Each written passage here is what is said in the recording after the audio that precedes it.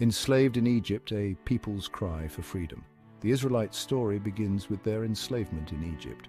They were descendants of Jacob, who had migrated to Egypt during a time of famine. Initially welcomed, they eventually faced a change in fortune. The pharaohs, threatened by their growing numbers, subjected them to forced labor and oppressive measures.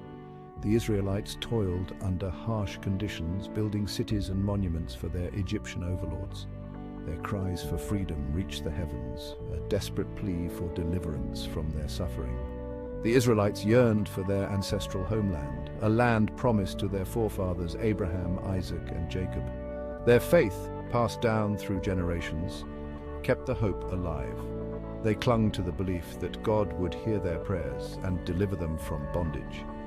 This faith would be their sustenance in the dark days of slavery. Generations lived and died under the yoke of slavery, yet the hope of freedom never dwindled.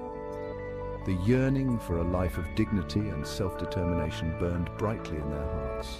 This collective memory of suffering and the unwavering hope for deliverance would shape their identity as a people. It would also lay the foundation for their future relationship with God and their understanding of their destiny. Moses, the reluctant leader chosen by God. Into this scene of despair, Moses emerged as a beacon of hope. Raised in the Pharaoh's court, he was aware of his Hebrew heritage. When he witnessed an Egyptian overseer beating a Hebrew slave, he was moved to intervene, killing the Egyptian and fleeing into exile. Moses found refuge in Midian, where he married and lived as a shepherd.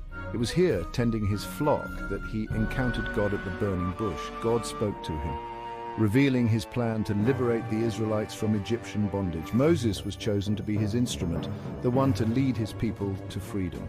Despite his initial reluctance, plagued by doubts and a sense of inadequacy, Moses accepted his divine mission.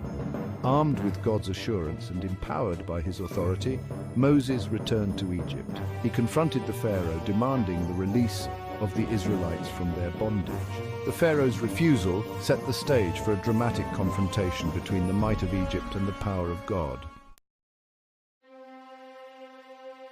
Exodus, the miraculous escape from Egypt. The Pharaoh remained unmoved by Moses' pleas, even after a series of plagues struck Egypt. Each plague, a manifestation of God's power, brought devastation upon the land, but failed to sway the Pharaoh's heart.